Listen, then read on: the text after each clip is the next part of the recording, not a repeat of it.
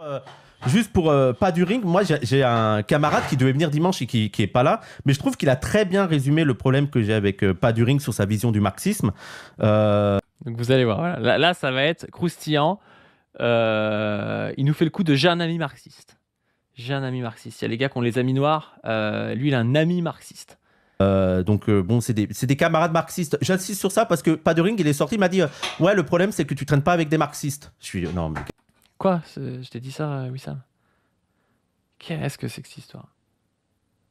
Je veux dire, le problème si tu veux, on peut avoir ce débat. D'ailleurs, Wissam, je t'invite, si tu veux avoir un débat, ça peut être un débat oral, enregistré, pas enregistré, un débat écrit sur l'épistémologie, pour essayer de voir si l'épistémologie marxiste est en accord avec l'épistémologie psychanalytique. On peut avoir ce débat. C'est pas un débat qui est infaisable. Il n'y a pas de souci. Le problème, c'est pas de savoir si tu traînes ou pas avec des marxistes ou si tu as des amis marxistes. On s'en balèque, hein. Je veux dire, on a tous les deux des amis marxistes. C'est pas un argument, quoi. attends, mais arrête, arrête. Mais bref, voilà, il m'a fait ce commentaire. Il devait venir dimanche, malheureusement, il pourra pas. Mais il fait partie d'un groupe qui tient un séminaire d'anti-impérialistes marxistes et tout. Et je lis son commentaire. C'est Romain. Romain, vous l'avez déjà vu, il était là avec les opéraïstes. Vous vous rappelez de Romain qui était là avec les opéraïstes? Et donc les opéraïstes, les gens, il me semble que c'est des marxistes conséquents. Parler de l'inconscient et du matérialisme, c'est contradictoire ou pas? Pour moi, c'est pas contradictoire. Mais écoutez la critique qu'il a sur Paduring, que je trouve excellente.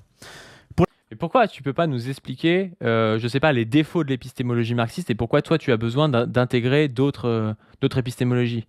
Je veux dire, tu peux nous dire, est-ce qu'à un moment donné, il y a des choses qui échappent à cette lutte entre sujets collectifs qui produit des rapports sociaux, matériels?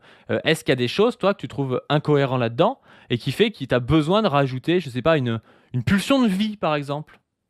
Tu te dis, ah oui, il faut que je rajoute une pulsion de vie parce que vraiment, je ne peux pas expliquer les choses à partir des rapports sociaux et à partir de la matérialité des choses. J'ai besoin d'une pulsion de vie. Moi, j'ai envie de t'entendre le dire. Que tu es un pote marxiste qui a écrit un texte sur moi, bon, si tu veux. En plus, on va voir que le texte correspond pas tellement à moi, mais ça, c'est parce que je son pote, je sais pas trop s'il regarde ce que je fais. Mais en tout cas, Wissam me l'a dit pour le coup, et tu peux peut-être le confirmer, Wissam. Il ne regarde pas ce que je fais en fait. Wissam, il m'a dit, après le live de la Zawa, il m'a dit c'est quoi le graphique? C'est-à-dire qu'il ne regarde pas ce qu'on fait, et c'est pas grave. Mais comme il ne regarde pas ce qu'on fait, il a l'impression que je suis un marxiste de la seconde internationale et que mon trip, c'est les textes un peu mécanistes d'Engels et puis de dire que si tu fais de la psychologie, en fait, t'es un bourgeois dégénéré, quoi. On a l'impression que c'est ça. Enfin, vous allez voir, c'est un peu cata. Et la différence entre Dany et Wissam, c'est que Dany regarde ce qu'on fait. Dany regarde ce que je fais avec Position, avec Zoé, et donc du coup, bah, il a très bien compris qu'entre Wissam et moi, sur la psychanalyse, en fait, on est d'accord sur pas mal de choses quand même.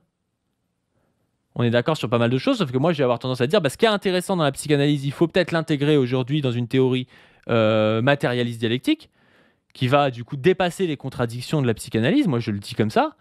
Et puis Wissam, il dit bon ben moi, j'ai pas choisi une épistémologie parce que c'est pas forcément son domaine d'ailleurs.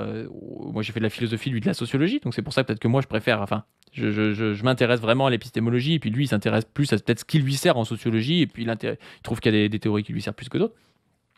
Et puis du coup, bah, je prends un peu d'économicisme, je prends un peu de psychanalyse, et puis je peux prendre un peu de psychologie sociale. Et il a le droit de faire ça aussi. Moi, je vais faire la même chose, mais en essayant de les réintégrer dans une théorie plus large que j'appelle le matérialisme dialectique, en fait. Donc notre différence, elle n'est pas si grande que ça, sauf que comme Wissam ne regarde pas ce que je fais, eh ben, il l'a pas compris, il me prend pour un espèce de stalinien chelou qui explique que tout est dû à l'économie dans le monde, quoi. Enfin, ça rend ouf. Pour la psychanalyse et le marxisme, moi, ce qui m'énerve dans la démarche de position et de pas du ring, c'est que j'ai l'impression qu'il rejoue un truc un peu old school qui vise à faire de l'épistémologie marxiste un tout cohérent se suffisant à lui-même. Ah bah alors oui, dans l'épistémologie qu'on avance, et je pense que dans toute épistémologie, à part si tu considères que toi tu as des épistémologies qui sont incohérentes et qui servent pas, qui ne sont pas valables partout, tu as le droit, mais ça me paraît un petit peu compliqué à affirmer. Oui, on essaie d'avoir une épistémologie qui permet de rendre compte de la totalité du monde, parce qu'on pense que le monde est une totalité matérielle. Après, si tu penses que le monde est à la fois matériel, mais qu'il y a des choses qui sont pas matérielles et tout, faut que tu nous le dises, hein. Faut que tu nous le dises, hein. S'il y a des pulsions de vie idéales qui apparaissent, ben faut que tu nous le dises. Il y a une forme de geste totalisant d'un autre âge, comme si le marxisme était l'alpha et l'oméga de la théorie critique, ayant tout dit sur tout. Il y aurait tout chez Marx et ses successeurs comme si c'était une tradition cohérente et homogène, et surtout en rejouant ce geste un peu Alors ça, c'est vraiment faux pour le coup, et c'est vraiment un truc à ne pas faire, c'est-à-dire ne pas essayer d'aller chercher chez Marx toutes les choses qui seraient vraies. C'est pas parce que tu as une épistémologie que tu as tout dit sur le monde, et qu'il reste juste à relire les lignes pour savoir ce qu'il faut. T'as un espèce de... t'as une vision du monde, un paradigme, dans lequel il va falloir faire beaucoup de recherches pour essayer de regarder comment ça marche le capitalisme, comment ça marche l'esprit humain, comment ça marche, je sais pas moi, la sexualité humaine, comment ça marche le genre, comment ça... Tu vas aller chercher dans plein de domaines et tu vas devoir creuser, mais tu contrediras pas forcément l'épistémologie, ou alors ça veut dire que ton épistémologie, elle est pas bonne au final, si elle est contredite par le réel.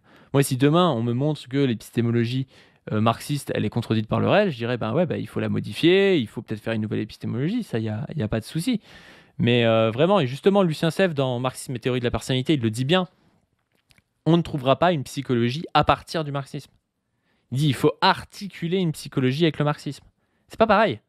C'est pas tout est dans Marx et il reste plus qu'à développer les analyses pour trouver une psychologie. Non, parce que la psychologie, c'est quelque chose qui est au carrefour de comportements de primates, donc des théories d'éthologie, des sciences humaines, donc